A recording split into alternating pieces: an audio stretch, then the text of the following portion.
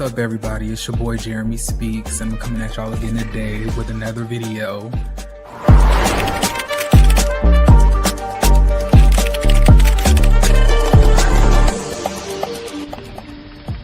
I ain't gonna even hold you.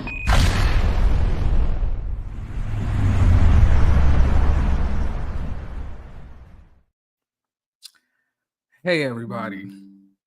How y'all doing? Is everybody good? Is there, like, I feel like I ain't seen y'all in a minute.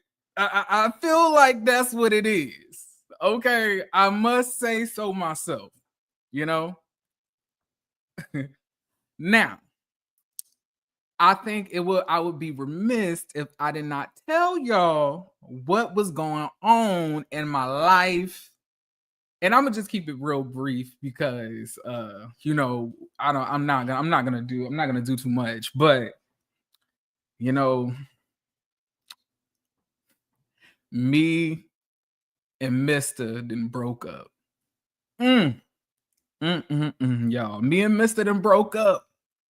And it took me a minute to get back to myself, especially because, like, you know, it's right after Valentine's Day and all of that type of stuff. But child, me and Mr. and broke up.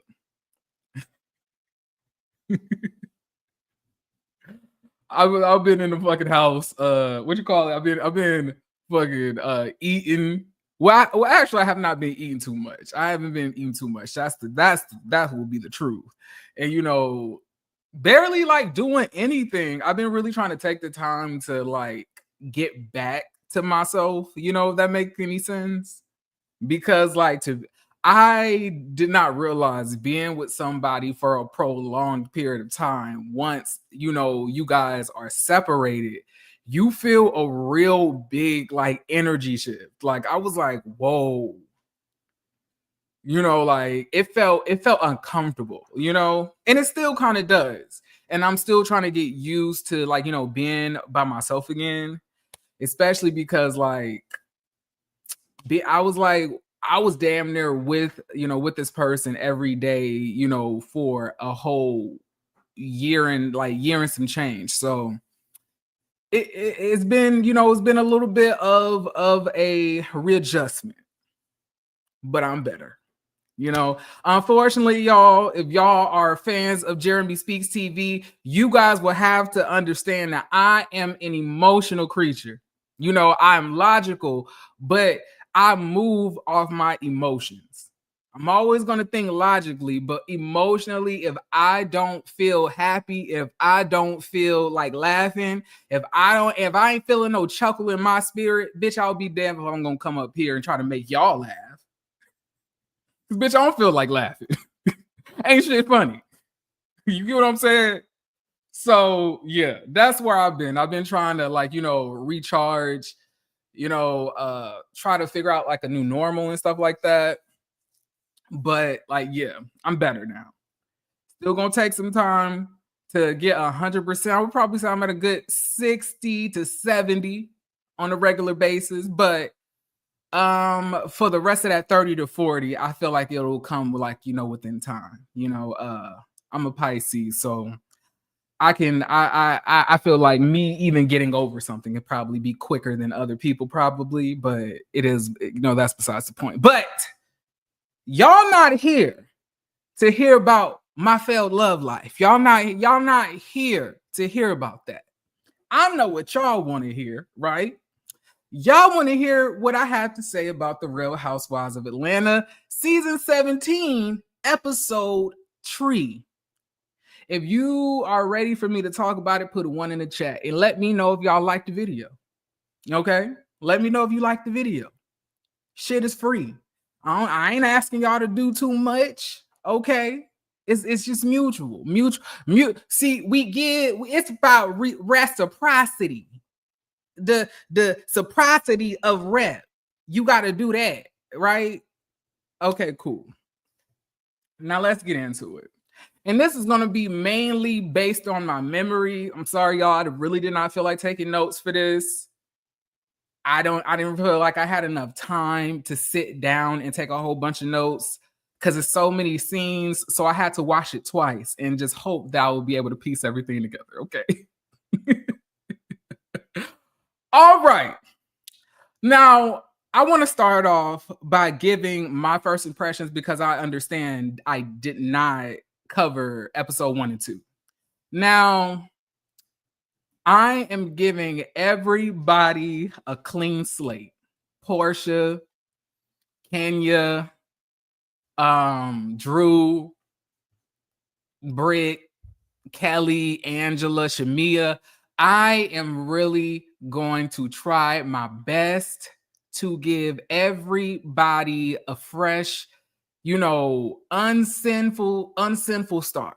I'm not gonna hold anything that we found out before the season against people. I'm gonna wait until we get there. Okay.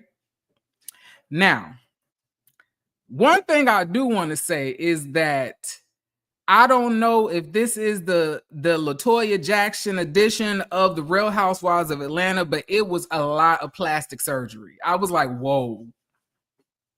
I'm just wondering, can you bitches even breathe at this point? Like, we really got to stop touching our nose and nostrils, y'all. We really got to stop doing that. See, the thing about it is when you messing with your nostrils, they don't tell you that your breathing is off. They don't tell you that is going to limit the breath that you're able to take. They don't tell you that. So y'all sitting around here on the Real Housewives of Atlanta sounding like this. And we don't like that. We don't like that. I was like, what in the nasally hell is going on here? My God. Put the scalpel down. Get off the surgery table. Stop letting them nip and tuck and stuff you with stuff. My God. Kelly lip looked like it's going 5 meters to the front. I was like, why is her top lip so much over the bottom lip? What's going on? I don't like it. And then Angela, I couldn't tell Angela and Brit apart. I promise y'all, I watched 3 episodes and I was like, which one is which? I was like, I thought that was Angela. Wait, is that Brit or is that Angela? I was like, this is craziness. It's the noses for me, the Botox for me, the lip injections for me, the BBLs for me, the lopsided titties for me. Ladies, please. Please. Don't you get another motherfucking procedure after this season. Don't do it again. Don't do it. Don't do it. But I'm gonna move on. All right. I'm not gonna sit here and continue to drag they faces. All right. I'm gonna save this energy for the chasing panel that I'm gonna be doing tomorrow with Scotty and the chasing group. Okay. They're gonna get a lot of that smoke, depending on how the episode goes. But let's get started. So we are at, hey Bonnie, how you doing, sis? So we are at Brit's house, right? We see her getting everything together. It's a chef there. He cooking scallops and lobster tails. If y'all don't know anything about me, I love me a good lobster tail, okay? And we see the chef cooking up in the stew, but Brit tells us that the in-laws are coming over, and she's so excited because she just loves family. She oozes that familyness. She can't wait to see her in-laws. But can I just give a side comment?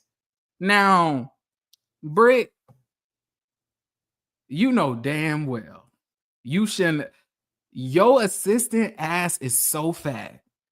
She had an assistant there. If y'all don't remember, I have good memory because I used to follow this person on Instagram, on my older Instagram now. I used to have, but he used to be Jocelyn Hernandez's assistant, like back in the day, like early Love and Hip Hop Atlanta, days, like season 2, 3. You know what I'm saying? So I remember him because his IG handle, I think, is like Body Amazing. When I tell you that man ass so fat, my God. I couldn't even pay attention to really anything else in the scene, to be honest, because I was like, his ass is just all over the camera. Like, sir, can you put that ass away so we can pay attention? But I'm not gonna hold you. Now, the family comes over, right? You know, Brit is like, hi, everybody, you know, welcome, you know, I just am so happy to see you. You know, she gives a hug to everybody. They get seated. Everybody looking at the food, and they're like, bitch, lobster tail and scallops. Bitch, when we start eating this? Last time you invited us over here was Church's Chicken. At least that's what the nephew said from what I said, from what I thought. And I don't really have a problem with people doing stuff extra for the television as long as you have the means to do it. Now, you swiping out of your bank account, you know, draining your bank to go and get a chef for the cameras, that's an issue. But, you know, if cameras ain't there and, you know, we just eating Church's Chicken, I don't think that's a problem. And if you're on camera and we're supposed to be giving you an air of sophistication, of luxuriousness, I don't see anything wrong with putting on a little bit extra for the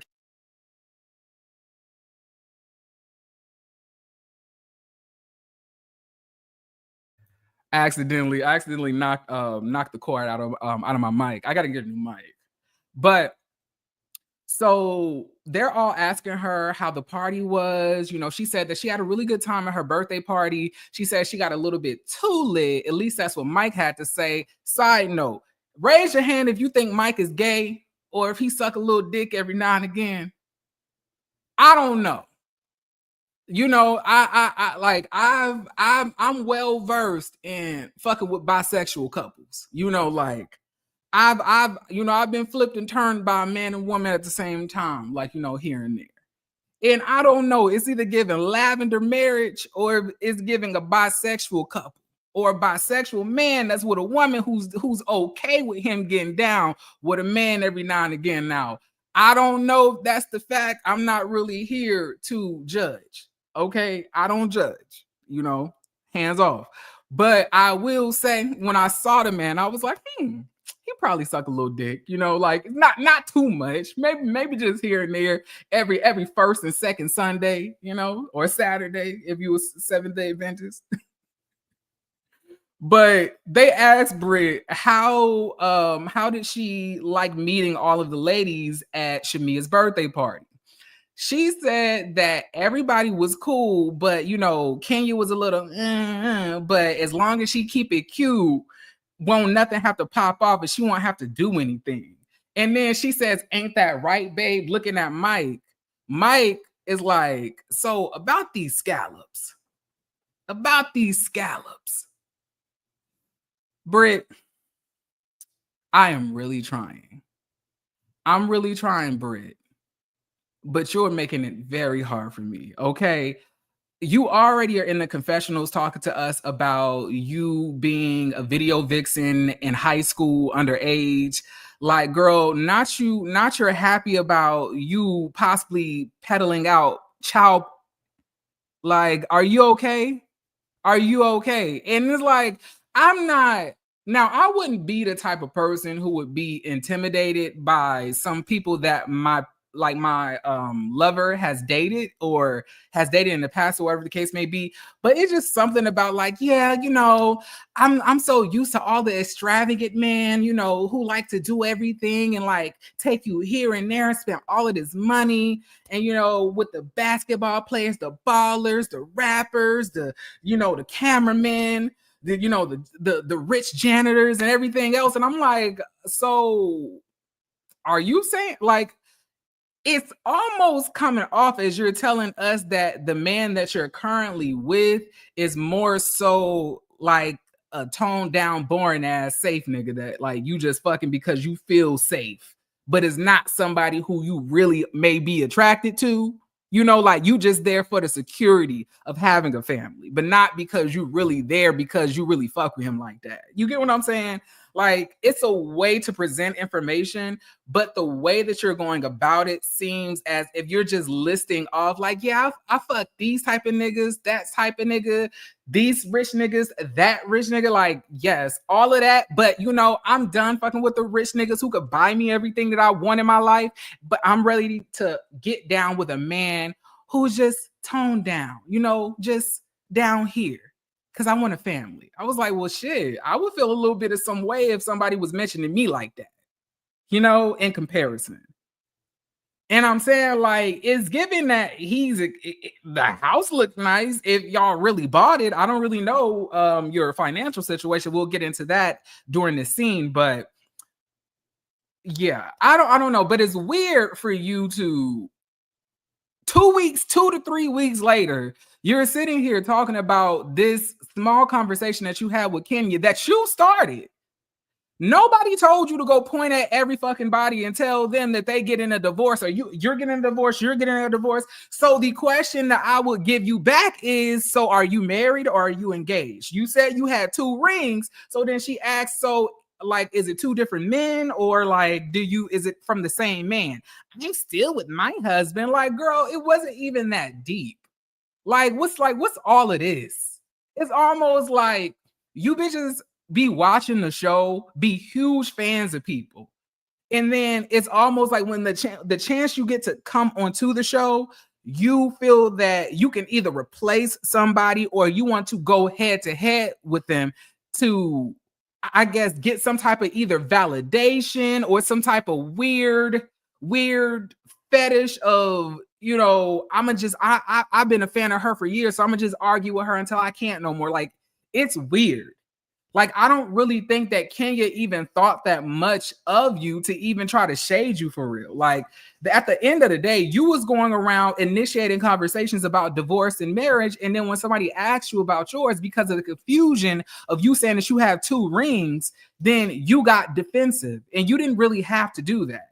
Now, maybe Kenya could have been a little bit more warmer when she was greeting you guys, but honestly, I don't even hug bitches that I don't know. So I'm sorry. She told you that you look beautiful. She told you that you look nice, that y'all look like Barbies. Like, girl, what else do you want?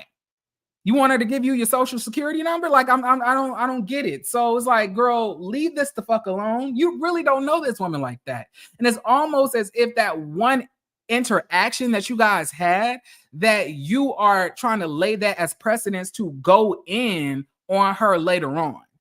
And you're really not taking the opportunity to really get to know her. And that's a problem that I'm starting to see within like the Real Housewives and the reality show franchises, is that like a lot of people talking about, well, if I come onto the show, I'm just prepared because I already know how Kenya is. And I'm saying, like, I get that you need to be prepared in case of anything popping off. But at the end of the day, the main reason that we watch this show is because of the friendships. So meaning, if you're coming onto this show, you need to be open to trying to be friends and getting to know people, right? You shouldn't come onto this show like, oh, baby, we're going to have a readathon, honey. We're going to go off, honey. We're going to go back and forth because I am with it, boo-boo. You know, it's not supposed to be like that. It lacks authenticity. Bitch, hold on. I'm hot. I'm doing this new thing where I'm trying not to run my air conditioner too much. And if you don't know anything about me, I get extremely high if the temperature is over 70 degrees. So I'm about to bring this bitch back down to 67. I'll be right back. Woo! My goodness. Lord. Get myself all worked up. Okay, hold on. Oh, my sound is coming up. Okay, can you guys hear me clearly now? Let me put a 1 in the chat if you can hear me clearly so I can continue. Okay? All right, I can't see your comments. Let me see. Hopefully you guys can. I don't want to just be talking and nobody can hear me and I'm cutting up. Hold on. Give me 1 second. All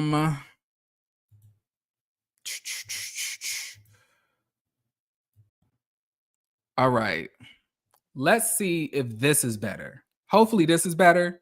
I changed it to communication. So let's hope that we can do this the right way, and we won't have no technical difficulties. All right. Now let's move on. So we start to get it talking about like building a family, right? Mike wants the family, he wants children. He says that he could have used them like yesterday. And Brit says that she wants children too, but they also need a ceremony or something like that. I can't remember what type of ceremony she wanted, but she was saying something along the lines of ceremony, and it looked to me as if her husband wasn't taking her too seriously.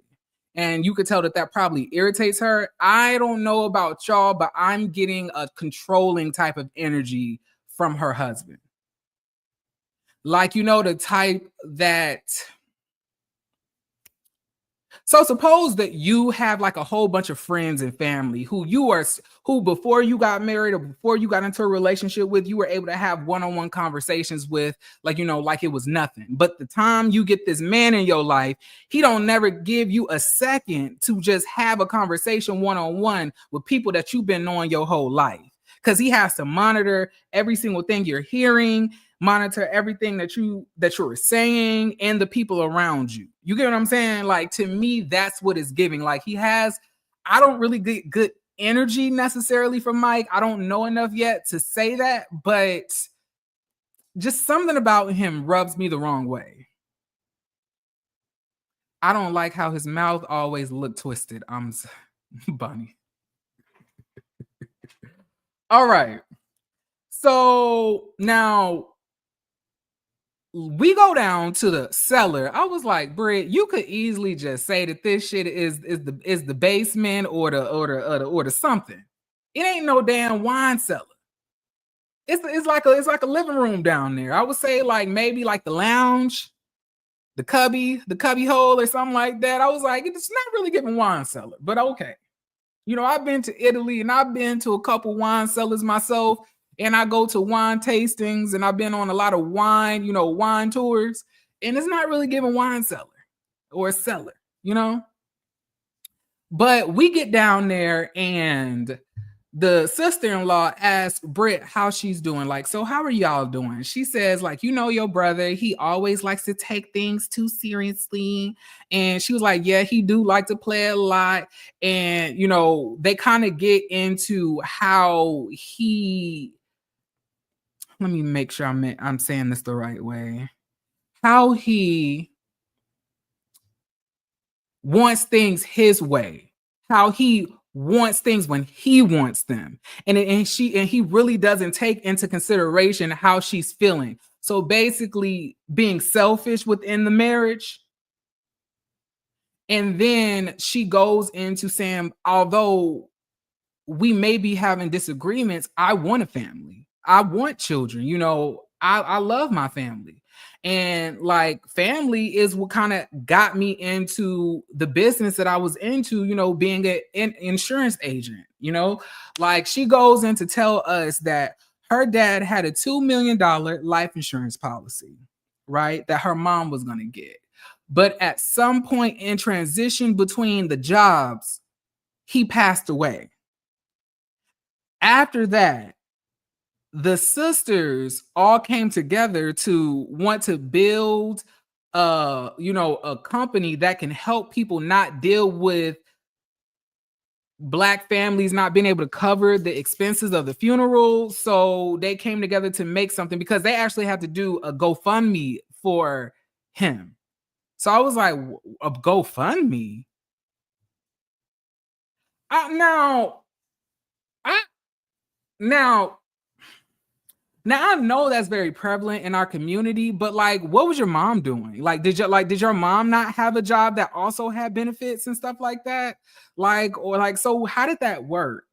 Because like, I would imagine that like the mom is in a job that also is able to get benefits. So like I would imagine it would cover him too. Like, we would have 2 life insurance policies on each other. I would have mine on myself and you on me, and then you on yourself, and then I'll have you on mine as well. At least that's how I would be thinking about it, but I don't know. And then another thing I was wondering, I was like, well, if you was a video vixen, and you was around all the rich niggas, why you didn't ask one of them to pay for your father's funeral? And they said video vixens back then was getting paid money. So I'm just trying to piece together the story. So then, y'all, we go into the insurance company. So she says that she's no longer talking to her sisters, right? She says one sister, quit because she felt that she was a little too hard on them, a little bit too stern in the business. So I was like, so are you like the CEO? What's the name of the business? I was like, so an insurance agency, like, what do you mean? Like, you don't have your own insurance company. Is it just like a tool to get connected with people that sell it, that give you insurance? So I was like, it's kind of like the World Financial Group or something like that, like one of them Ponzi schemes. Because everybody's been in contact with one at least one time. Like they hit you up, tell you they got an amazing opportunity to present you, ask you when you're available, tell you to come here, then they give you this whole damn presentation about how you can make so much money on all of these different tiers when you sell these insurance policies. So it's like, is that what we're doing? I don't know. To me, it looked like in layman's terms, the bitch be lying. I don't know. Now, she also said that her sister stopped talking to her when she was getting ready to sell the company. And then she said that she ended up firing her sister because the sister got too comfortable when she found out she was selling the company. I was like, girl, what? So if you're selling a damn company, what do you expect the sister to do? Like work her way into the ground? Like, and then so what type of company are you selling? If you are just the middleman to connect people to policies, how exactly are you selling this business? What are the cash flows? Like, what are the liquid assets that you're maintaining? What are the stocks? The bonds, all of what's that looking like? How are you maintaining that? What type of organization? Was it corporate? Were you a corporation? Did you have a few heads of the company? Were you just a CEO by yourself so you could tell everybody what to do? Like, I don't understand this. And because I have a business degree, it really does seem to me like this is a crock of bullshit, but I don't really know you like that. So I'm not going to try to rip it apart as much as I think I can. But I just know if a bitch tell me she's selling life insurance, I am going to just assume that she's a scammer, me personally. If you selling life insurance, you a scammer to me. If you not with a life insurance company, like an actual life insurance company, I'm with Fidelity or Fidelity. I don't know how people pronounce it. I say Fidelity. So if you're not like with a major company like Prudential Life or something like that, then I'm just gonna assume that it's giving scammer teas, because like you telling me that you cold calling people or whatever the case may be so they can give you money on top just to connect them with insurance companies. But the thing about it is real insurance companies don't even partner with insurance agents and like representatives like this. Like large insurance companies for real don't really need y'all to do it because they already are partnered with so many different employers. Like Fidelity doesn't need Brit Edie to sell plans. They have a whole 500 Fortune company to do it, through their benefits. So to me, it doesn't make sense. But hey, long story short, she tells us that her family and her are not on good terms. The sister-in-law seemed like she cool though, so it's not like she talking shit about the family. It really does seem like she wants Brit Edie to get in a good place, and I really do like the fact that the sister-in-law is giving Brit Edie some really good energy, because like with me, if it was my brother that she was fucking with, I would feel some type of way because the bitch, like, it exudes scammer energy. Like, I would not leave my wallet at this woman's house. I don't know. And then I low-key may think that like Brit Edie. Why you got that big ass, that assistant with all of that ass in your house around your man who we assume may be a part of the LGBT community? Now I'm trying to tell you, Brit, that you need to heed these homosexuals in the Atlanta community. They will fuck your man, okay? Tell him that he gonna have to come to the house in Dickies. Cause them pants was way too tight. I was distracted and I wasn't even in the room. But let's move on. So y'all listen. We are at Drew's studio session. Now, I'm going to be honest with y'all. I listened to Drew's album and I was shockingly surprised. I listened to it because, like, I saw Scotty talking about it. I didn't click on Scotty's video because I didn't want to spoil it for myself. But once I saw him do an actual review for it, I was like, I'm gonna give it a listen. Because that's my girl. Now, I listened to the album and I'm gonna rate it a good 7.5 out of 10. I'm gonna give it a strong 7.5 out of 10. I think the song content was a little bit repetitive. Like, girl, we get that you're in the divorce, that you don't want the nigga anymore. He hurt you. But, we got to throw in some different topics, like finding love of self. Okay, we get fuck these niggas, I'm better, whatever the case may be. But like a song that's basically telling us you have to learn how to love yourself. You have to learn how to forgive yourself for all of these different things. I would have really appreciated that. I would think that I Did It to Me would probably be along those lines, but I don't think it had a strong enough lyrical content for me to say that. But overall, I think the vocals were really good. And the song that she's actually previewing is called Can We Fall in Love for a Minute? And I really did like that song. It was a really good song. My favorite song on the album, though, is like Good Girl Gone Bad Bitch. Or Good Girl Bad Bitch. I love that song. When she say I'm out here in these streets, I guess you could call me a pedestrian. I said, me too, sis. Me too. Say, me too, girl. Girl, I was not expecting this summer to be this way. I wasn't expecting spring and summer to hit me like this, but I guess, bitch, the streets is calling me too. Bitch, I'm a pedestrian as well. All right. Now, yeah, Spin the Block is my shit too. It really is. Now, we see her like in the studio, then in walks Angela or Brit. However, if you squint really hard, you can't really tell which one it is. But you have to really open up wide to make sure you're looking at the right bitch. So I was like, okay, this one is Angela. It has to be. All right. So Angela comes in, Cynthia comes in, and Kenya comes in. Now, Cynthia, now I know you've been off Housewives for a while. Okay. Now I know you have not been in a Housewives franchise for a while. But baby, what are these wigs? Cynthia. These 600% density wigs, what's going on? Baby, are you struggling? Did you lose touch with your old hairstylist? Like, did you switch it up? Like, what's going on? Because I was like, what? If I divide 3.14 by pi, how the fuck is this wig this thick? What's going on?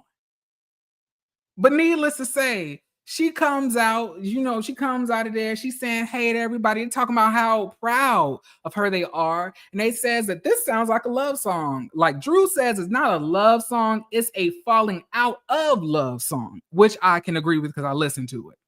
And they say, so is Dennis supposed to be here? I was kind of annoyed by Kenya in this because I'm going to say this. Now, Kenya, I get that you're trying to be real and hold Drew accountable or whatever the case may be. But last thing I'm going to do is sit there and try to speak on somebody else's behalf who literally just fucked and sucked and took somebody's husband. So I don't know why we are even discussing this. At the end of the day, this conversation should just be between Porsha and Drew. But Kenya, I think, wants to keep the ball rolling with the conversation and to make sure stuff is progressing in the story. So I just assume that's what it is. But at the end of the day, I don't think that Drew owes Porsha shit, because Porsha obviously didn't feel like she owed Fallon any motherfucking thing. So I'm just a little bit confused by all of this, to be honest. But they tell her, so is Dennis coming? She's like, Dennis was supposed to be here, but he won't be here because, guess he has some stuff to do. But, he was supposed to be here because he's helping me pick out my single. So they say, is he executive producing the album? I was like, well, yes, that's what the fuck she's been saying. He's executive producing the fucking album. Why is there so much confusion? The girl said that they not fucking. The girl said that they not doing shit. She made sure to make that a point from the beginning. Okay? Why are y'all acting so fucking confused with him being a producer of this fucking album? I don't get it. Like, okay. Obviously, the girl is making fucking real music because she in the studio singing the shit.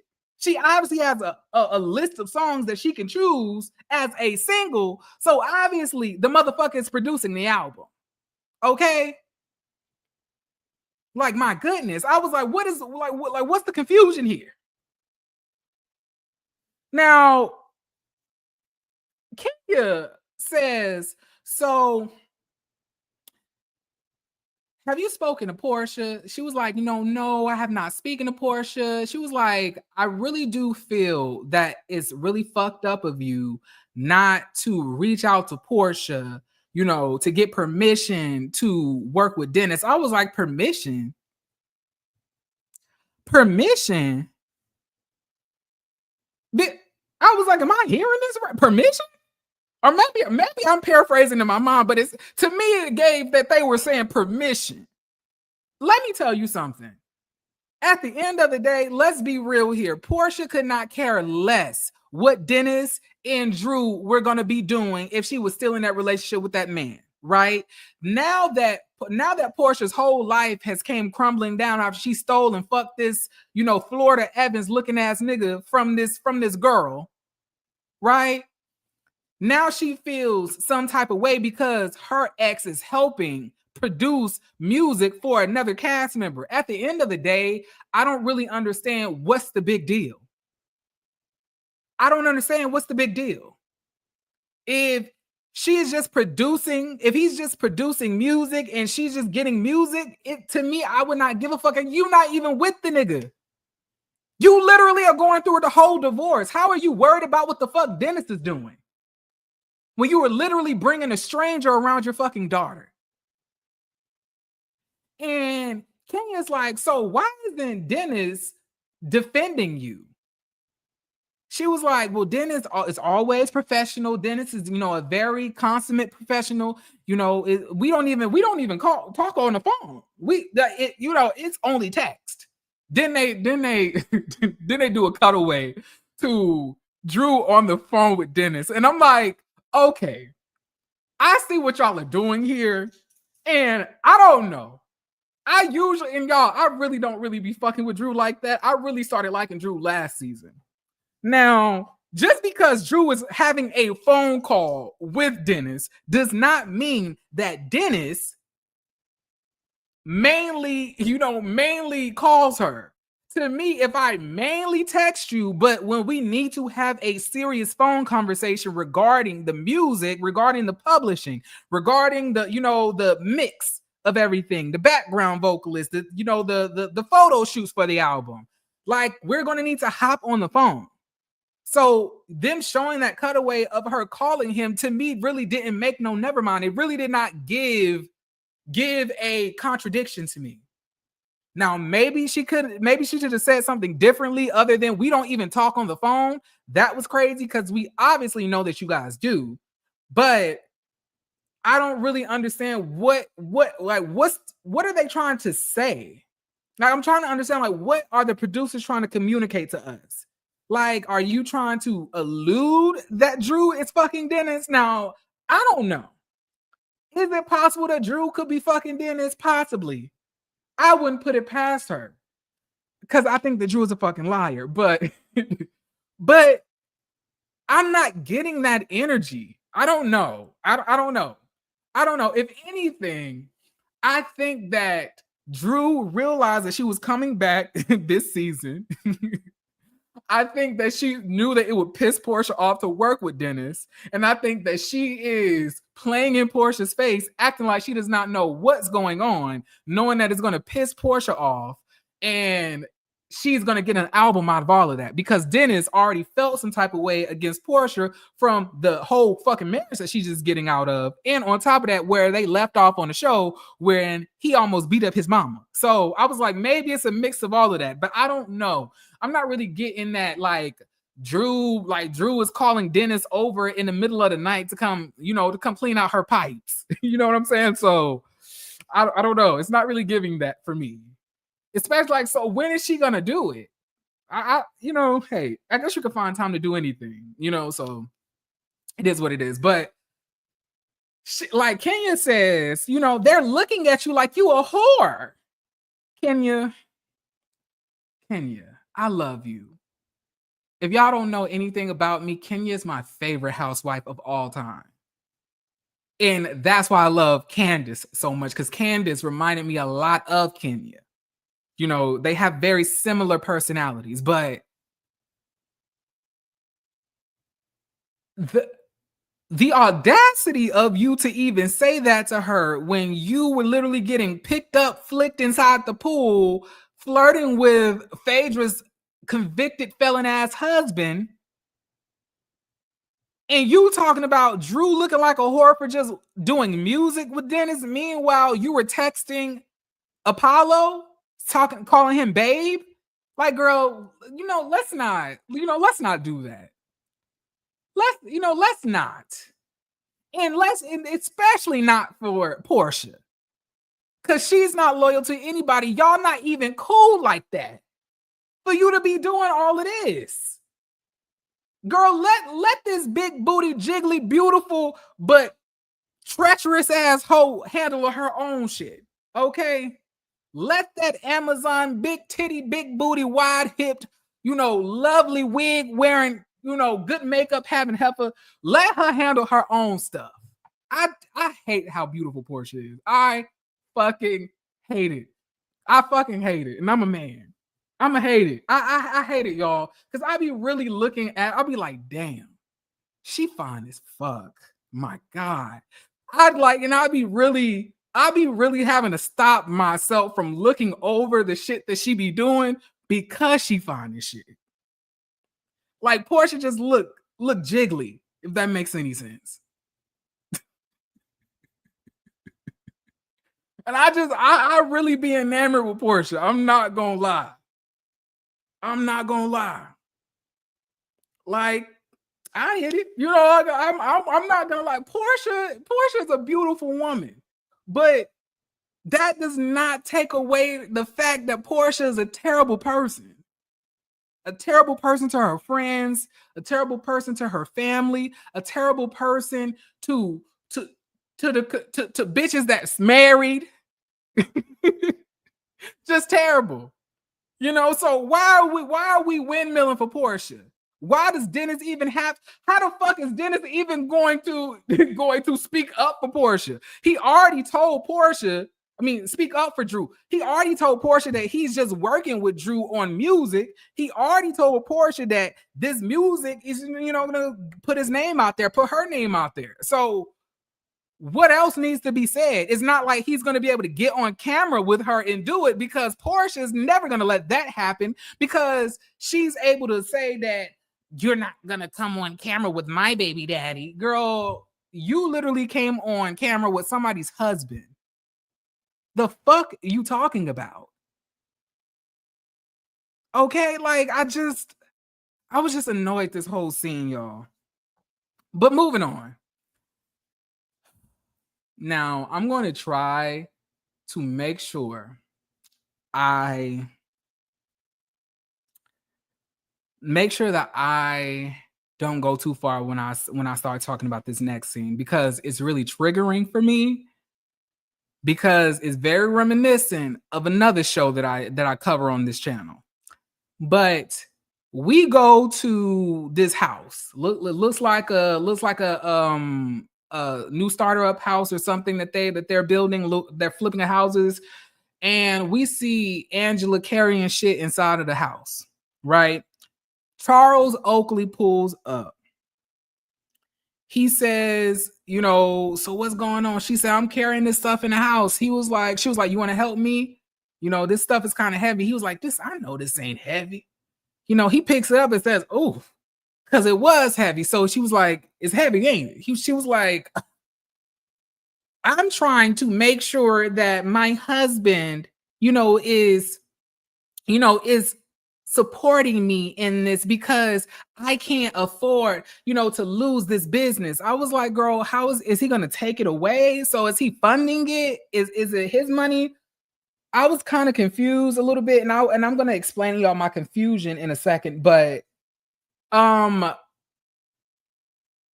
is it me, or is Charles Oakley a bitch? I know that's very frank, right? I apologize. But is it me, or is he really like a bitch ass nigga? Like, he's an asshole. I really do not like when niggas marry you and then want to be assholes to you. What's the fucking point? If you wanted to be by your motherfucking self, if every fucking thing is an annoyance to you, if everything is an inconvenience to you, my nigga, you don't have to be married. You didn't have to propose to this girl. You didn't have to waste her time if you truthfully don't want to be with her. And I'm going to be real, y'all. I like Angela. Y'all may not see it yet. I know y'all may not see it yet, but mark my words. Angela, as the seasons progress, is going to kind of be like the Karen Huger of this franchise. Not the Nene, not the Kenya, but somewhat of a maternal figure in this friend group, because she exudes like, motherly type of energy. She's a beautiful woman. Nose is pinched a little too tight, but beautiful nonetheless. She seems to have like a really nice personality, So I'm gonna pace myself. So we go upstairs. He's going around seeing everything. She's asking him, how's the grass looking? He tells her that it needs a treatment. Obviously because the grass hasn't fully grown in yet. Like a lot of times when you have new houses, the grass is gonna look crazy, because especially if you're gonna get it to be natural, they're gonna lay down the growth. And then it has to grow from that point and then get cut once it reaches a level of maturity, right? So they go into the bathroom. He turns on the water, whatever the case may be. Then she and he are in like the upstairs type of area. I was a little bit confused on what part of the house that this would be. I was like, is this just the upstairs living room? Is this like a basement? Like, it was a little bit confusing, because I was like, it looks a little dated. Maybe you could get rid of some of that carpet, put marble down or some epoxy, something. I just didn't like the upstairs. It looked old. It looked like they're doing a good job on getting it updated though, but it just looks old. But we go into her wanting a vow renewal. He says, not yet. He's kind of hanging it over her head a little bit. And she tells us that he's probably waiting to see a return on investment for the houses before he's ready to go into a vow renewal. I was like, now what the fuck does the houses have to do with a vow renewal? And like, he was acting like he didn't want to do it. Right? Then she goes into saying that she wants them to go to therapy. He says that he's not really interested in going to no damn therapy. He was like, honestly, they should like give you half off for being a customer that coming back. I was like, why do you feel that way? I was like, only a bitch ass nigga and an asshole would feel that you could like delegitimize somebody else's profession that they went to school for because you want to make a quick buck or cut corners. I was like, the same way that you was getting paid when you were in the fucking NBA is the same way that they need to get paid when your motherfucking wife comes in every time, bitch, on time. Like the fuck, like dude, like I really do not like that man. I don't like him. I don't like him. He gives mean, he gives old and cranky. And it's like one of those old people that used to be young and fly and sexy and stuff like that, but they feel old, they feel angry about it, and they want to take their frustrations out on you. And they know that they getting old, so they need somebody around to, to help them clean the shit out of their drawers, right? But they also are mad at you because every single time they look at you, you are a reminder of them aging because they were supposed to be young forever out here fucking hoes in random hotel rooms while they doing 75 points a game and shit like that. So it's giving that. So Angela tells us, y'all, that they got married in 2017, 8 to 7 years ago. And just a few months after their wedding, he was kicked out of Madison Square Garden. She says that she couldn't heal him enough. So they ended up separating for a bit and moving into different places.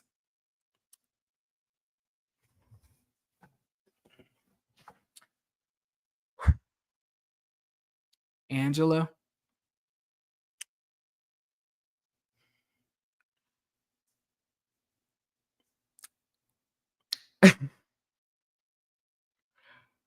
you're telling us that this man almost divorced you because he got kicked out of Madison Square Garden for being an asshole. You're telling me that this man, because of embarrassment that he had out of getting kicked out of Madison Square Garden, that ricocheted into your marriage and almost ended it right after y'all got married?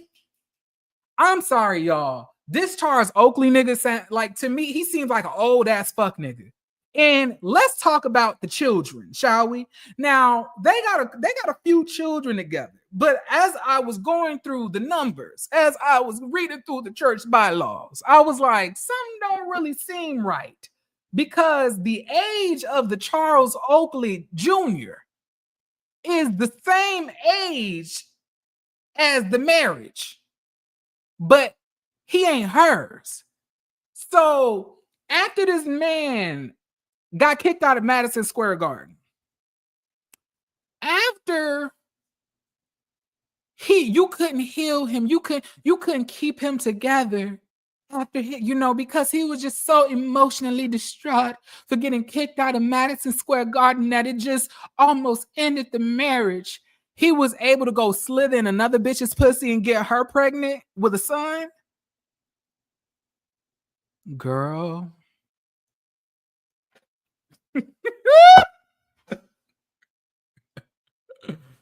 You bitches need to be honest with yourselves. You need to be honest with yourself. I'm gonna tell you what I think, Angela, and this is coming from a really loving place. Every single time I eat one of you bird brain hoes up for being with niggas that obviously are not good for y'all, it's coming out of a place of love. Cause I want y'all to want better for yourself. Cause this nigga ain't it.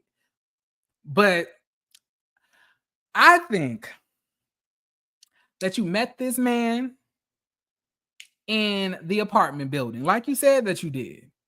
I believe he asked for your number, like you said that he did. I believe somewhat after that, you started to look up who this man was, right? And you realized that this is Charles Oakley of the NBA, and you really started to watch him. And you wanted to morph into the woman that you felt that he wanted. So you changed this. You did that. You acted this way. You calmed this. You simmered this part of yourself down for this man, right? And through all of those jumping through hoops, he reluctantly marries you. Probably because you were pressuring him at some point. Because Charles Oakley doesn't really give me the type to just go out marrying hoes. He really gives me the type that he has to be forced to commit to something like this, right? Now, after y'all get into a marriage, he already reluctantly doesn't even want to be married. Although that you are the consistent hoe that he's constantly having sex with and been with, he probably was out here fucking all the rest of these hoes on top of that. But you were the one that still maintained your position because you stuck around. Now, you might have gotten the ring after pressuring him. Now, I'm not saying that this is fact. I'm just saying based on the interaction, this is how I'm seeing what happened. Because it's not really given that he loved you so much that he couldn't wait to propose and treat you right. Okay? It's not giving that.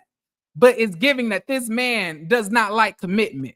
So it's giving that you got him to marry you, but because you laid down the precedent and accepted all of the fuck shit that he did up until that point, he doesn't really have enough respect for you to even treat you or talk to you the way that you deserve to be treated or talked to, right? Skip forward. Now, y'all get married. Now, this nigga already is, you could tell that he's egotistical. You could tell that he's misogynistic. You could tell that he's an asshole. A lot of people don't like assholes. So just because he could go around to certain groups of people being a bitch does not mean that he could go around to everybody being a bitch, because there's always somebody who's bigger, better, and got more money. So he got his ass kicked out of the Madison Square Garden. Now, he ended up taking that out on you, right? Pushing you away. Because let me tell you something that men need. Men need validation. Men, and I'm talking about the hetero men, not me. Don't include me in this bullshit, okay? I already told y'all how I feel about the heteros that are black. You know, I be having to take 2 steps back. You know, his ego was bruised because he just got kicked out of Madison Square Garden. It was all over the news. So how do men usually stroke their egos, right? How do they do it, y'all? They go around fucking random sluts and hoes, because nothing makes you feel better than just being able to just go around and fuck a whole bunch of bitches for some reason. Although it does nothing actually to help you find that validation in your masculinity and your ego, you just are able to have a temporary band-aid because now you can fuck all of these hoes and feel like I'm the man. All of these hoes want me because I got money and because I'm Charles Oakley. I'm gonna fuck all you bitches. Right? And that's what happens. But at the end of the day, he don't respect you. He don't really fuck with you like that. And then in the midst of them having this conversation, y'all, she's saying that I want us to go to therapy so we can last another 10 years. This nigga says, that sounds like a long ass time.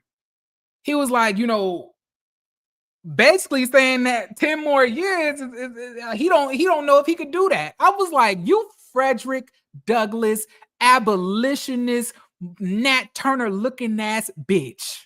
How fucking dare you? How fucking dare you? I am so sick and tired of you niggas coming onto these cameras and embarrassing bitches. You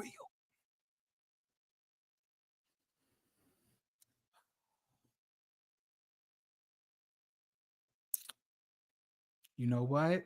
She a grown-ass woman, probably twice my age. So I'm going to let her have it. But let me tell you something, Charles Oakley. At the end of the day, when you look in the mirror and you looking at that slave looking back at you, and you realize you're old, you're decrepit, any bitch who probably wants you is probably for the money, I'm I'm gonna need you to take that anger out on yourself and not on everybody else around you, mainly being this woman, because that's the ones who y'all always take y'all frustrations out on, because y'all don't do this to other niggas. Y'all never try other men. It's always been an asshole to the woman that you're with. She has to take the brunt of all your irritation and anger and resentment towards life. But at the end of the day, nothing karmically comes your way that's positive when you treat your wife that way. You are an old bitch.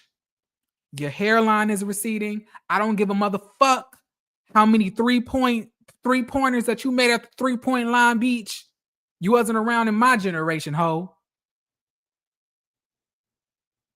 I grew up with the LeBron, Dwayne. What was the other nigga's name? LeBron, Dwayne. They were like a trio. I can't remember who the third one was. And you know, Kobe Bryant. Those are the ones I was raised up on. Nigga, I don't know you. And a lot of motherfuckers don't. Unless they these staunch ass, weird ass niggas who are obsessed with. I'm so tired of you niggas being obsessed with sports.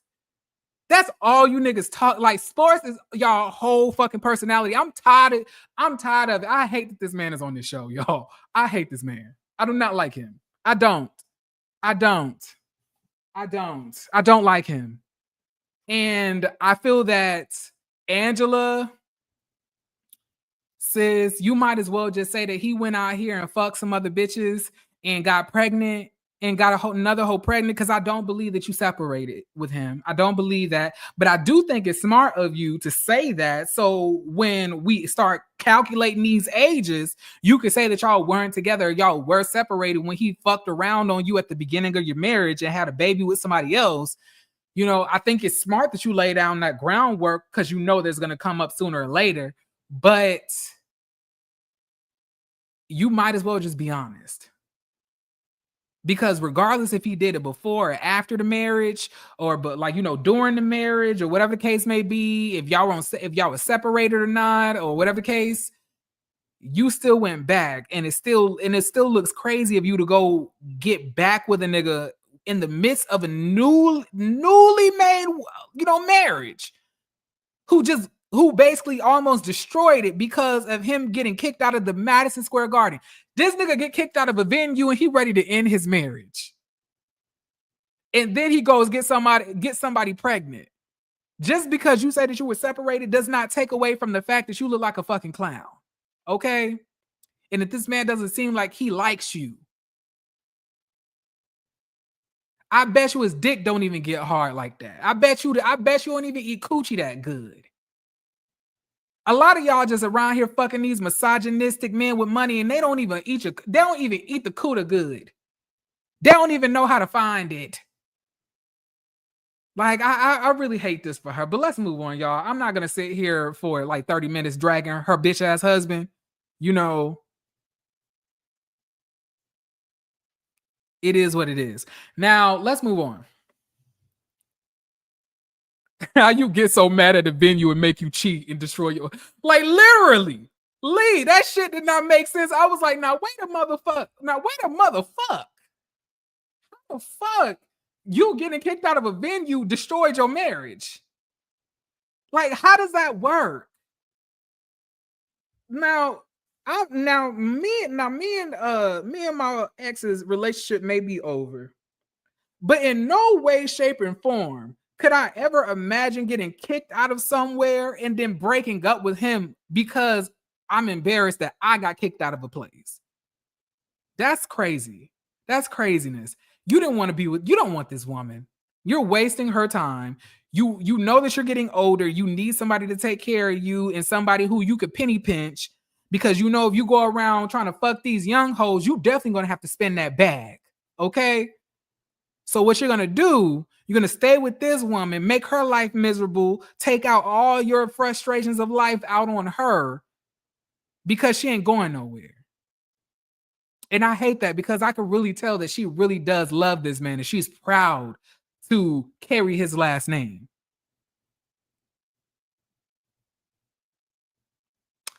Fuck Charles Oakley.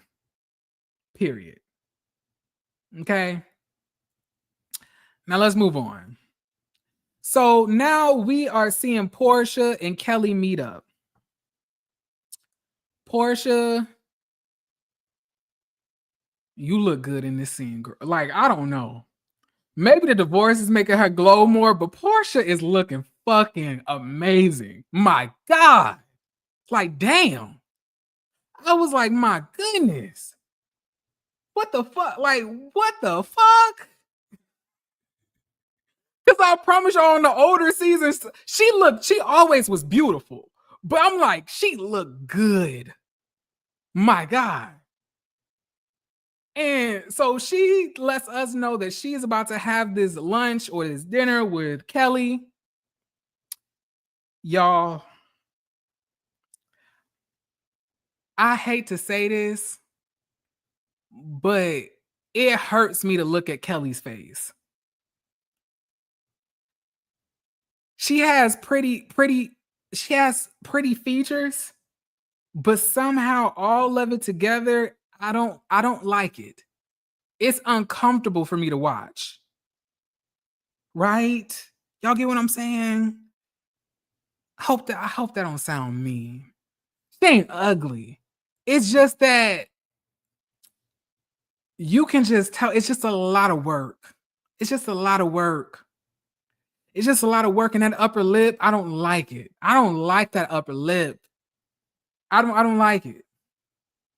That shit look like a beanbag. I don't want it. I don't like it. Now, so Kelly comes, they're like, how you doing? How you doing?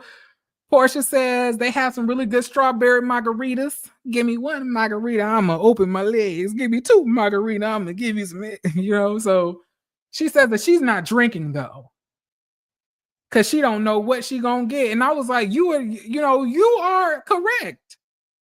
You don't know what you gonna get. You don't know if Porsha's gonna try to finger fuck you underneath the table. Is she gonna try to bust you in the back of your motherfucking head? Is she gonna drag you by your hair out of the venue? She gonna run behind you in an alleyway. You don't know what she gonna do. So you gotta make sure you sober. Okay? Gotta make sure you sober, sis. And I respect her for that. I was like, Kelly's kind of smart. Kelly is also a fucking liar. But we're gonna get into that. So Kelly lets us know that she's ready to make amends with Porsha and for them to to talk, and that she was appreciative of them having to sit down, and they get into why they got into it in the first place. Porsha said, girl, you came for me. Kelly says, girl, I was only giving you what I knew you wanted. Like, what? Girl, you don't even know her. How did you think that she wanted you to come in there and say that she stole somebody's husband? Like, what?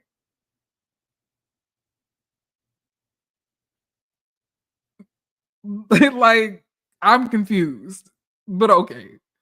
So she says that and when I spoke to Shamia, she just let me know that you already had a lot of negative stuff to say.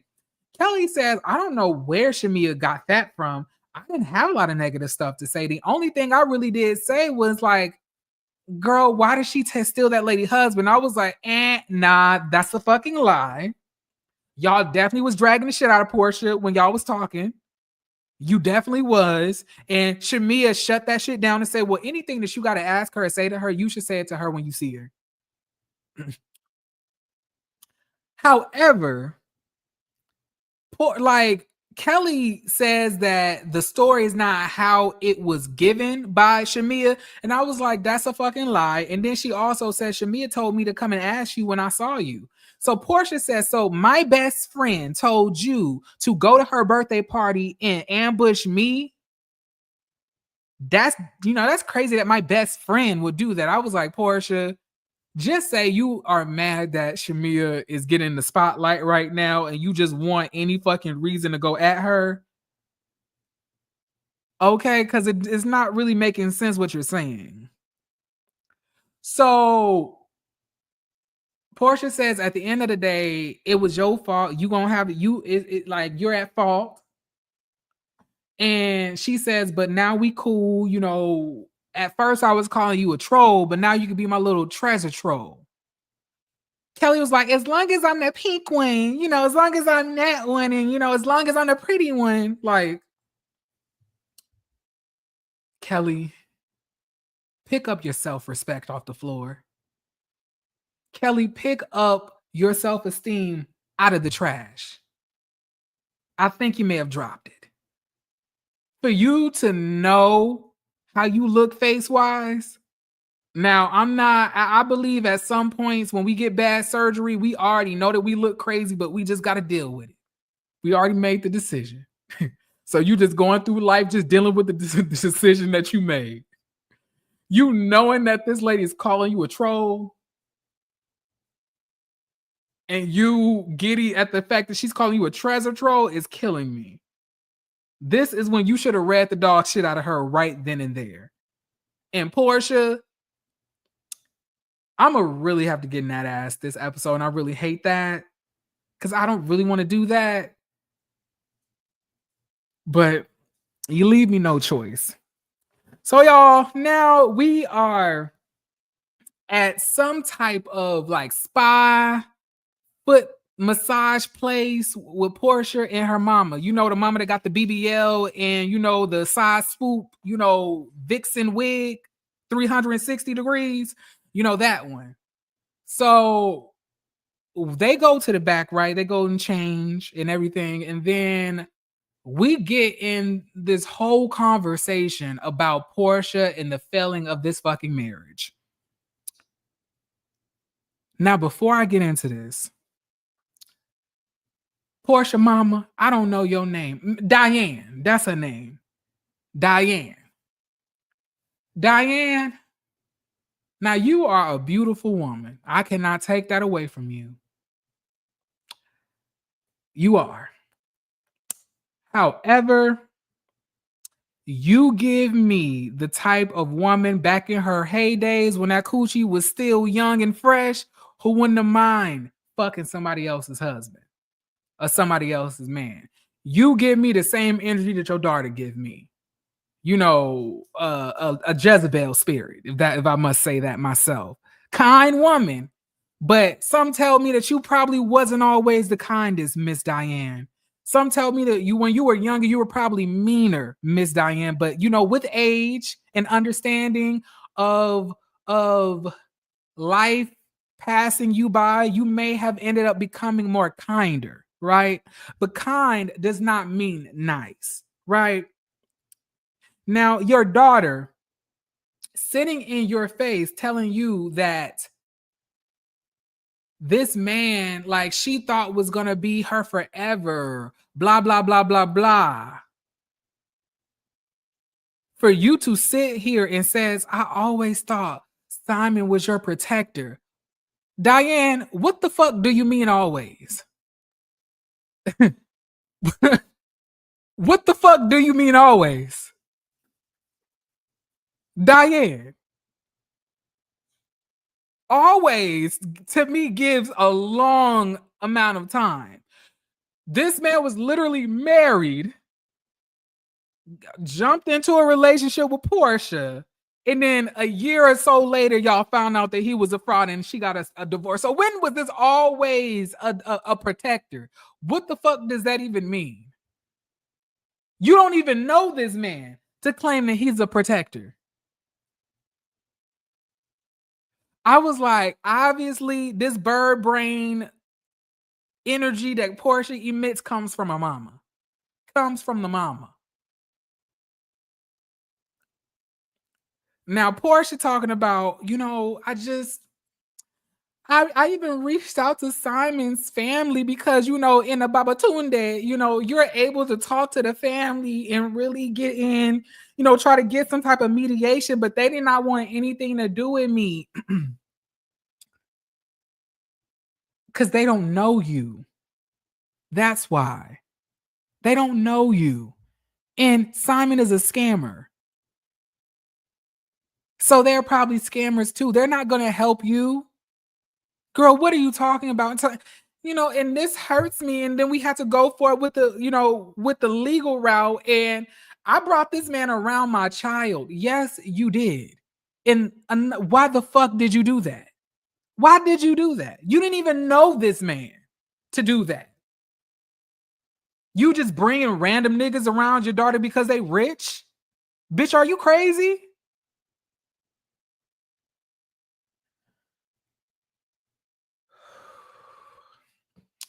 So Porsha tells us that she was depressed. So Shamia invited her out to go have fun. And she said that, I was just in the house just crying because my marriage is failing. I'm just embarrassed.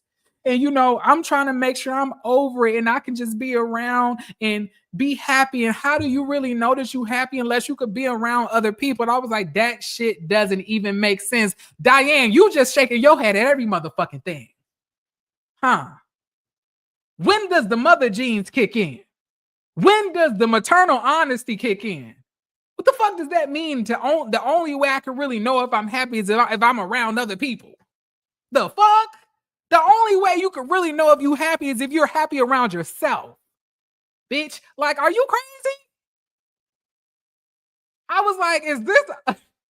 It was almost like it was just like Porsha would just say some bullshit and her mom would be like, yeah, absolutely. Yeah. Yeah.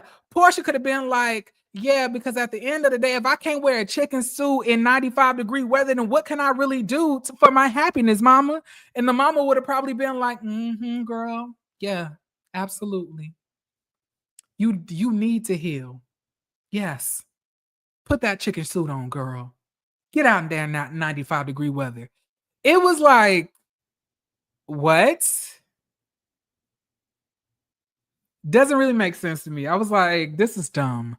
But she says that she was invited out by Shamia to have a good time, and Shamia told her that Kelly and the rest of the girls were talking shit about her, and that when she actually went to go speak to Kelly one-on-one, that Kelly told her that Shamia told her to go up and ask her those questions. So the mom is like, why would you even do that? Like, why would you, why would you even do that? You're going through a divorce.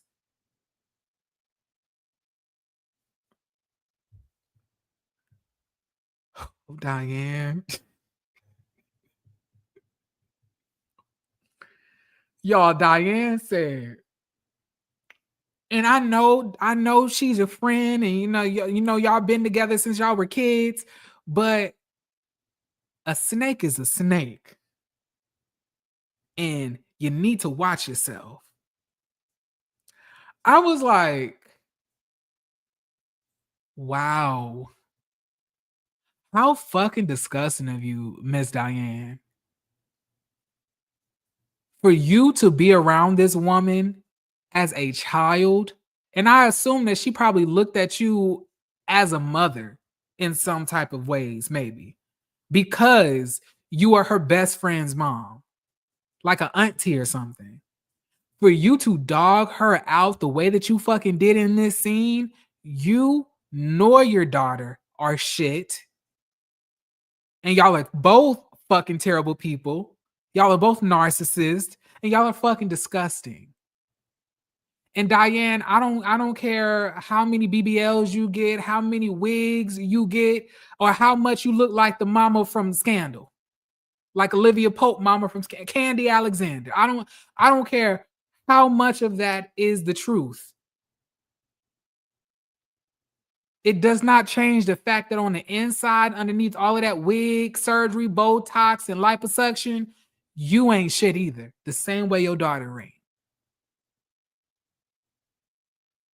Knowing that this woman, Shamia, is going through the stuff that she's going through with her daughter's health complications, nobody told your fucking daughter to go fuck somebody's husband who happened to be a scammer and ended up swindling her out of God knows what and leaving her with nothing but embarrassment on her fucking face. That's her fault.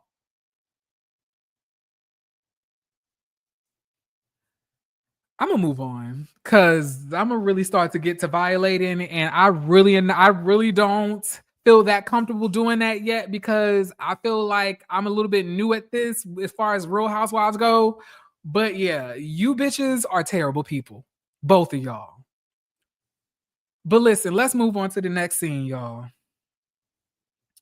So we see Shamia with her family, her two sisters who are beautiful, by the way. Y'all, a big part of, first I want to say this. Scotty, if you're watching, Scotty, if you have any fans that are in here, I apologize. I was wrong. Scotty has been saying this for the longest, that Shamia needs to be a peach holder, that he couldn't wait to see her in this position. And I could not stand Shamia. All right. The bitch rubbed me the wrong way when she started drinking water out of Kenya's container bottles. I was over. I was like, you don't even know her like that. You need to back up. But I always held a special place in my heart for Shamia because she was a Morris Brown, bubbling brown sugar girl. One of the dancers, one of the majorette dancers. And I am a huge fan of them. Like, I was watching them since I was a kid. So I remember seeing Shamia when I was a child. However, it does not take away from the fact that sometimes I always thought that she did a little bit way too much trying to be up Porsha's asshole, like Angela said.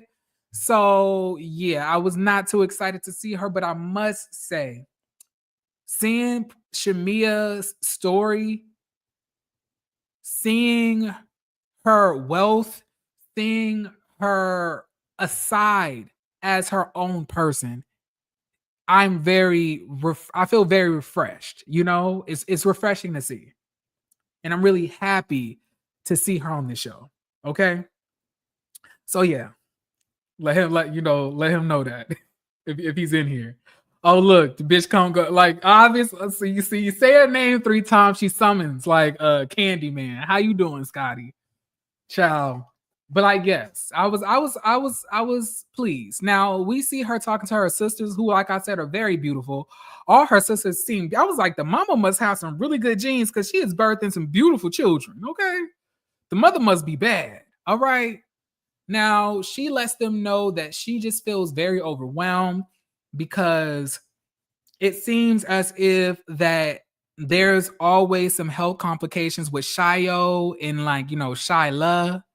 I can't remember if those are her 2 daughters' names. Forgive me if I'm wrong, but one of them had health complications after having to be delivered early via surrogate, and the other one is getting her tonsils taken out. And Shamia is just having a very emotional time because she feels guilty, probably, for her child being possibly, I don't know if disabled is the word for it, but I'm going to just say having health complications, right? Her sisters affirm her, say that baby is so happy. That is one of the happiest children I've ever seen in my life. We see all these photos of the child like smiling ear to ear. Beautiful children. And Shamia's daughters have such beautiful skin. My God. Child, aside from Shamia wearing these 1987 27-piece wigs, I'm going to also say that Shamia is a part of that 1987 motherhood program where they just douse you in Vaseline before you walk out the house. My mama used to do that to me. Baby used to scoop that Vaseline, just slapping it all over my face. Used to walk out looking skillet ready. Okay. But her daughters have such beautiful skin. Okay. Maybe that's what the Vaseline does to you. Because look, because I know what that, I know what that feels like, to have really nice skin, maybe the Vaseline worked, but she tells us that her daughter is about to get her tonsils taken out. And she also lets us know that in the midst of her dealing with the stuff that is, the health complications with her daughter, that her sisters really did step in to help her out with that. She says that the light-skinned sister helped her, pick up her daughter, and then the other sister, who even has lupus, was able to come in, support her, and be there for her. And I was like, all of that, and Porsha couldn't even make it to your motherfucking wedding because she didn't feel like getting on an airplane. Girl, drop this bitch. You don't need her in your life. Okay. Now, moving on, right? Now we get into the scene where we are seeing her daughter getting ready to go to the hospital to go get her tonsils taken out. And she's in the confessionals telling us that her daughter is so excited, so happy to go to the hospital, because it's the first time, and she feels like a big girl. And I was like, that's a red flag, maybe. I don't really know why a child would be excited to go to the hospital, but I don't want to say anything bad, because it's not, what I'm saying is not like bad on the child. But to me, what that makes me feel like is that you probably spend a lot of time making sure your daughter is good. The one that does have health complications, and you guys are in the hospital a lot. And your other daughter may not get the amount of attention that she feels that she wants or that she needs. So her going to this hospital, she feels probably that she's going to get all of this attention. Now I'm going to be able to get the attention. Now I'm going to be a big girl. Now I'm going to be able to be in the hospital and, and be with you, mommy. And that honestly made me very sad. I didn't really know how to feel about that. I just really think that that's something that Shamia should watch out for. I think that you should really make sure that you're taking time to spend with both of them equally. If y'all might have to switch on, switch off, or whatever the case may be, doing something. But your daughter being excited to go to the hospital is not really giving that's a good thing. But I'm glad that she's not flipping out over it. But we go and see her get her tonsils taken out. We see, little phone footage that Shamia took. The daddy couldn't sit down or whatever the case may be. But she comes out. She's healthy, bright-eyed, bushy-browed child, congratulations, getting your tonsils taken out. I remember when I got my tonsils taken out, me, my cousins, because I don't think you guys understand. I am from the deep South. I'm from Pahokee, Florida, right? Now, a lot of y'all probably, but ain't you from the West Coast? I'm like, yes, I am a West Coast bitch. But I was born in Belglade, Florida, and I grew up in Pahokee, Florida, where they host the Muck Bowl. Because Pahokee is called Muck City. And I was there until I was about 9-10 years old. And when I was out there, I ended up getting my tonsils taken out. But me and 3 of my cousins, we all got our tonsils taken out at the same time, and we were all in the same hospital room. That sounds like the most country as shit I have ever heard of in my life when I say it out loud like that. But yeah. And they say taking your tonsils out is really good for you because it allows you to speak louder whenever you want. You get less likely to be dealing with strep throat, I think, and an inflamed throat, whatever you want to call it. But yeah. So congratulations. Now moving on. What was the next part? What was next? I believe that we're at the Balmain event, right? Oh, thank God, y'all. We at the end. I made it. I'm not this didn't last 2 hours, y'all. I'm doing this faster than I expected. Okay, we almost done. Can I get a hand clap? And I know one damn thing. Let me take a break and look at these likes. Because I want to see what y'all been doing. Because y'all, it took everything in me to come here today. Because I really didn't feel like it, but I'm pushing through, okay? Because I was like, a month is crazy. I was like, I can't break up my my momentum, child. I was like, I can't break. Now, y'all, it's 24 y'all watching this. 97 likes. I know some more y'all can watch this, please. I'm not watch this, but like this. Because it really does help me get into the algorithm, y'all. I've been gone for a minute, but now I'm back with the jump off. Goons in the back, case some jump off. Don't just leave me without them likes. Like a bitch. Please. But let's continue. So we're at the Balmain event. You know, Kelly couldn't help but say Balmain like a motherfucking 10, 15 times in one episode. I was like, girl, okay, we get it. Now we see her getting ready in this really nice outfit. I was like, ooh, that black and white look good. I was like, that look nice, Kelly. That's a cute outfit. Like it had like the geometric shapes on the titties and stuff like that. I was like, that's cute, you know? Period. I really be hating that women get all of the good fashion stuff. Like, man, we really got to go and like scavenger hunt to find fashionable clothing. Like, I want to be wearing some crazy shit too. Not nothing to show off my chest or anything else like that. But you know, some color blocking, you know, some crazy shit, you know, and Forever 21 clothing all over the place. You know, it's unfair. But we see everybody, you know, pulling up. We see Porsha coming, Brit come. We see Shamia, her daughter coming, everything else like that. And then everybody's there, and Kelly gets to the front, right? Now, I want to preface this by saying that I mean no harm as I discuss this. But Kelly opens up about her experience with the osteoporosis, foundation or whatever you call it.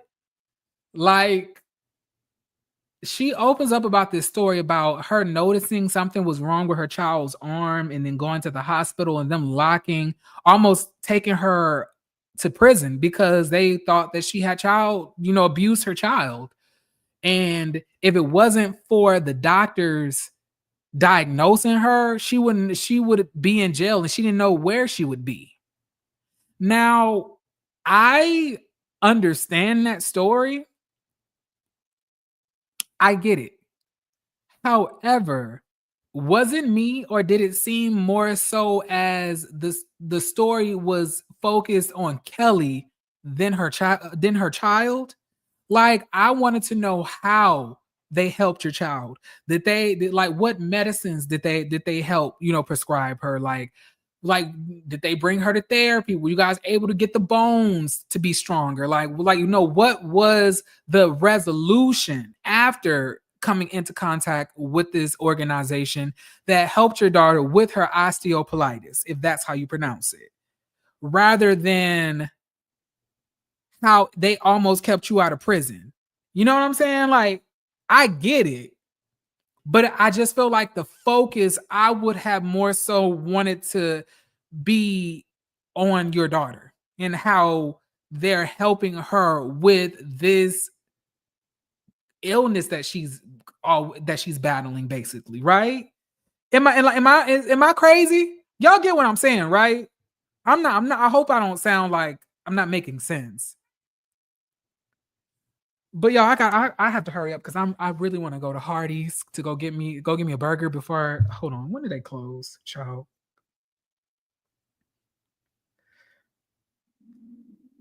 Oh Lord, now my stomach growling like this. Damn, they already closed. Now, Hardee's closed. I didn't know Hardee's closed at 9. Dang, I should have ordered and got my food before I even got here. Oh, my God. But anyway, so everybody goes into their little groups. Angela pulls Shamia to the side, and Angela says, "Hey, I think that me and you got off on the wrong foot. So if you have a moment or if you are open to having a discussion at any point, I would really like to have a talk." And then, now, mind you, I don't think that Angela's energy is crazy, right? But Shamia, if somebody is telling you that they felt that they got off on a wrong foot with you, if they're telling you that they want to make a better start with you, I don't really understand why be petty and nasty towards them when they're already letting you know that they didn't like how they came at you anyway. You possibly could have gotten an apology, but you just came in so hot that you kickstarted everything that transpired from there. And it's almost as if I don't know. I feel like when you get around Porsha, you don't be knowing how to act. Because I wonder if that's how you would have acted if Porsha was not there. Because like you sitting here already talking to Porsha before Angela even comes to you, talking about her throwback 99 nose. I was like, girl, the reads are not there. It's not giving 99 nose. I was like, it's not really giving that. I was like, girl, you in this 27-piece wig that's been passed down by generation through generation of the Burresses, you cannot talk about nobody's appearance right now. Beautiful woman. But you dress like 2005, and that hair is back from 1987. From the Karen Clark Sheard, stylist selection. You remember when you used to go to your stylist and they used to always have like the photos of Karen Clark and the Clark sisters like this on the wall, and you would be like, I want that one. Bitch ain't even got a motherfucking name on it. You just say, I want the Karen Clark number 5. Can I have that one? And they give you a new cut, a new color. That's what it's giving. But child, she says to Angela, she says, yeah, I would love to have a talk. Will I get to talk to the real Angela and not Drew's representative? Shamia, it's not really giving what you, because you are the one that being like, Porsha's ass, like attacking everybody. Don't you say nothing about Porsha. Like, that's you. You're the representative. And you're now finding your footing. Girl, the call is coming from inside the house. Inside the house, Shamia. Inside the house. Lord bless her. But shit, like Angela, now I loved Angela's, I loved her dynamic in this. She was like, I can be if I feel the need to. I can be Drew's representative if I feel the need to. Then it went into like, elementary school reads. She was like, girl, gone with that 99 nose. Shamia, the reads is not given what it needs to be gave. I'm gonna let y'all in on something. Maybe you can maybe if y'all send this to her or anybody who want to learn how to read somebody. Let me let you in on something. So if you want to read on somebody, you want to roast a bitch, right? You're gonna pick out something on them that you want to talk about, right? Pick it out. You want to pick out her nose, right? Now, when you pick out her nose, right? You don't just girl with that 99 nose. You have to build your read. Okay? So if you want to say, girl, with this Janet Jackson nose, you have to follow up and say something. Like you like, girl, with this Michael Jackson knows, with this Janet Jackson knows, this Jackson family, LaToya Jackson knows. The next thing I would have said was, bitch, can you even breathe? Why you trying to argue with me? Girl, I almost thought she was gonna pass out. I was scared for her. That's why I walked away. It's something. It's just like too elementary. I don't know. I don't like it. I thought it was whack. And I think if I was to say that somebody ate the other person up, I would say Angela ate her up and called her Flavor Flav. And normally I would say that this is some colorist bullshit.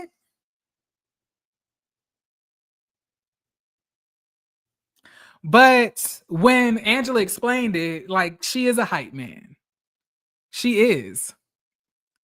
So once again, Shamia, for future references, if you're gonna when you reading somebody, pick out the thing you want to talk about, right? Follow up on it with a question that will further project the read that you're trying to give. And then you descend from the read. Okay, because you don't want to do too much. All right, you get what I'm saying? Like when you want to just effortlessly read somebody, you hit it, build upon it, then descend away. I gave you a good example, but this 99 no shit, when you wearing a Fantasia wig, I cannot. It's BABYMAMA. This goes out for all my baby mamas. It's giving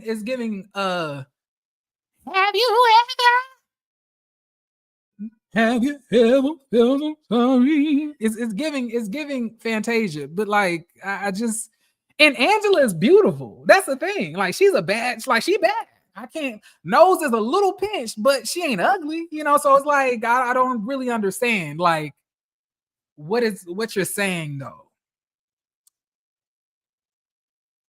And this is those times when I just, because I'm happy to see Shamia because I love her story, but it's just something about Shamia sometimes just irks the shit out of me. Because why were you coming at Drew? You not even cool with Porsha like that, bitch. She didn't even come to your birthday party on time. And you doing all of this, girl? Whatever, but. Yes, she is a try hard. It's given a try hard. Now, she's not a try hard in every aspect. When it comes to wealth, being a baddie, she's not a try hard in that because she admits that naturally. But when it comes to reading and being like that housewife, like reading and like, I'm going to read you, girl, it's trying too hard and not doing enough. You're doing too much, but not doing enough. You get it? Like maybe you need to get with some of the gays out there to help you learn how to read, or like get a gay assistant and like figure it out, build it together, get some lessons, go on YouTube, look at some voguing, some ball clips, and see what they were saying to one another. But this 99 knows it was cringe, and you kept on saying it. You kept on saying it.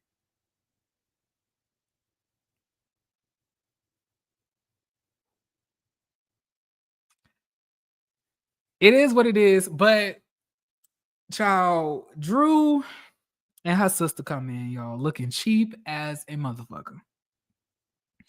Cynthia and Kenya asked her, are you going to go over there and talk to Porsha? She was like, no, we just run into each other. We're not going to go and drag it. Angela and Shamia both can't read.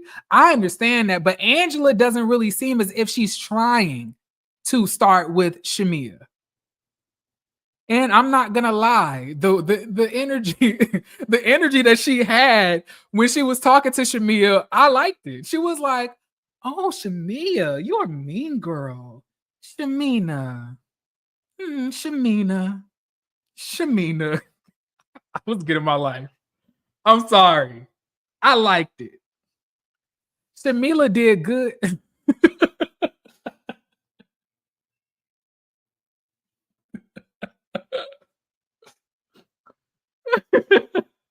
Not Shamila.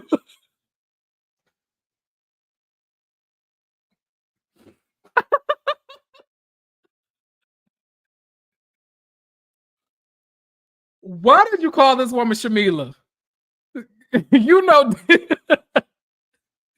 the reason why that is so funny to me is because it takes more effort for you to even spell it that way than for you to just spell her name the regular. Like you added extra, like you went out of your way to mispronounce her name, Young Rich Skinny. Like seek help. Seek help, girl. The only person that's allowed to give mean reads is Marlo Hampton. It's really not even giving a mean read. You know, it's just like elementary school. Like, girl, obviously she knows she got a nose job. But like it was that Shamina. She was like, it's Shamia. She was like, no, Shamina. Basically just agitating her, get underneath her skin. I feel that as this season progresses, I'm going to like Angela. I don't know about y'all, but I like Angela. And I kind of like Kelly. You know, outside of Brit trying to create drama with Kenya, I think that Brit is cool too. Like these girls are cool. And if it didn't get to the point that it got with Brit and Kenya, I would have thought it would have been fine with them going back and forth. But like, it's just because of like how far it got. Seeing you now like dragging it, it's making us look at you crazy because it's like all of this and you started it. You know what I'm saying? Like, Brit definitely does give Mia. Yeah, so if I was to say the people that I like right now, it's giving Angela, Kelly,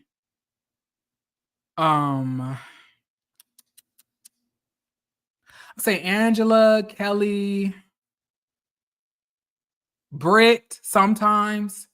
Like I think that Brit is cool sometimes, but I also feel that like she like I don't know. They showed us a preview and it's like she just couldn't wait to just like watch your motherfucking mouth, bitch. What the fuck? Like, girl, shut up. Hush. I saw like a couple sneak peeks of her talking to her sister and stuff like that. And like it's like her character has depth to it. But I hate that it's gonna have to take an abrupt turn as the season progresses. And maybe I'm wrong. Maybe she ain't shit. I don't know. I'm just trying to make sure I'm giving everybody a fair shot. I need Angela to be more honest. Brit is meh to me, so I'm liking Kelly so far. I need Angela to be more honest. Like, yeah, Angela did lie when she said Shamia was saying that asked Drew if she was fucking whatchamacallit, Dennis. But you know, could have been a misread, or you may have been paraphrasing. I can't really keep up, but I do know that she lied about that child. Now you know that man cheated on you and got another bitch pregnant at the beginning of your marriage. But go off, sis. I don't know. I like Angela. Now, long story short, after all of this said and done, Porsha is sitting down. Drew walks up to her and says, do you want to talk? Porsha coughs because she does not want to talk about you and Dennis right here because she already knows that she's going to get belligerent and she's not trying to do this in front of the osteopolitis people. So she wants to, like, you know, bypass the situation. But just the same way Drew always does, she loves to poke people's agitation. If she does this to which like she acts like she does not know what she's doing. And she knows, like, well, yeah, let's have a conversation here. I mean, like, we're here. You know, why can't we? Like, girl, stop. You're gonna get popped. That's why. But like, yes, y'all, that was the end of the episode. Hopefully y'all enjoyed this, because I enjoyed this. Okay, I enjoyed this more than I thought I would. I smell a side baby in Angela Charles equation for sure. I mean, yeah. But I also think it's smart for Angela to lay down that groundwork to say we were separated. We were in two different places. So yes, he has another child. So she could say I wasn't just with him and getting cheated on. You know, it's smart. I think it was smart of her to do that. But if you're doing that, just make sure that you're putting him on that same story that you're putting everybody else on, right? So he's able to keep up with the lie that you're telling. And also make sure that you're fleshing out your lie, because when people ask you, you're gonna need to make sure that you can recall all the shit that you're saying. But so far, so good. I like Angela. And I would probably say that she was my favorite this episode. I would give second place to Shamia, third place to Drew, fourth, fifth to Cynthia, and Kenya, putting you at the bottom because you were doing a little bit too much for Porsha, and then putting Porsha and her mama's feet at the bottom, period. And then Brit, you're somewhere near like the middle. Kind of forgot to include you, but you cool for now. All right, y'all. I thank y'all. Can I ask y'all a question before I get off? Do y'all want me to upload edited versions of these reviews up like I do with Love and Marriage Huntsville? Or do I just need to keep these as lives? Because if I can just not double the work, that's fine. But if you think you guys may prefer something more compact and more concise and cut down, you know, for time purposes, I can make sure that I'll try to, you know, do like the pre-records that are edited and, you know, stuff like that. Don't leave us for so long next time. Well, why is Drew still here? I don't know, but I'm happy that she is. I like Drew. I like Drew now. I learned to like Drew. I mean, I think you guys are misunderstanding what I'm saying. These are always going to go off of lives. I'm not doing pre-recorded content. What I'm saying is that I take my lives and I edit it, and then I upload them separately as a video. So it can go from 2 hours to like 35 to 40 minutes of a video. More compact, more consistent in the points that I'm hitting, rather than, empty space of me doing something or me going off on tangents. So like I usually do both. Right. I don't mind the long lives while I'm cooking or driving or cleaning. Okay, well, period. All right then. Lives it is. I'm glad I won't have to edit this shit. I'm glad about that. It's gonna probably suck though, because the pre-record content, it be making me money. Boy, putting them like them edits, those edited videos made me a lot of money those last 3 months. My goodness. When I tell you I was making bread. Okay. Don't edit. We will just watch the replay. Okay, I got you.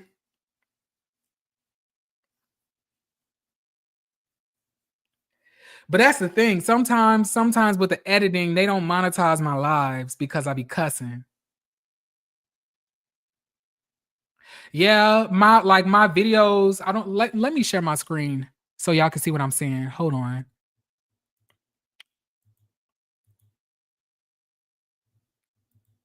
I'm about to just go to my YouTube channel real fast. I'm hungry. My goodness. I need to eat something.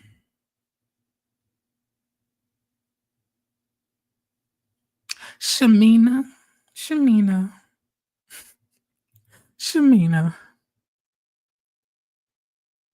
View your channel. Michael, move. Please. I'm doing something. All right. Let me share my screen. Entire screen or like Chrome tab. This one here. Oh, it automatically. So like if you look at my videos, right? Like 16,000, 9,000, 3.2, 8.5, 8.1, 10,000, 21,000, 1.7, 1.1. You know, well, I did have that stint, but 5.8, stuff like that. But when I go to my lives, 1.3, 3.3, 5.5, I mean 5K, 2.5, 8.1, 4.3, 3K, 1.6, 2.4, 2.2. Although the videos have the same content that the live has, because it comes from the live, the videos are more, you know, looked at. Like people prefer that. So that's what I was asking.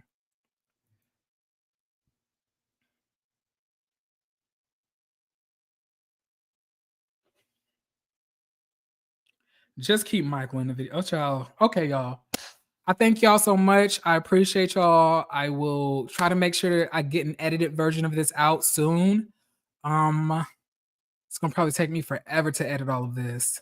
My God, I'm not looking forward to doing that again. Or I may not edit this time, but I might edit next time. I'm not really sure what I'm gonna do, but hey, we'll figure it out. Hope you guys have a beautiful, beautiful rest of y'all day. I plan on doing the same, y'all. Love yourself, because when you don't, you get married to a fucking Frederick Douglass looking ass nigga who can't play basketball no more, treating you like an asshole. Okay, we don't want that. Or you get bad plastic surgery that got you looking like a treasure trove. Or you may get with a man who's controlling and gay. But with all that being said, love yourself. So you ain't got to deal with that. Okay? All right, y'all. Be blessed. Bye.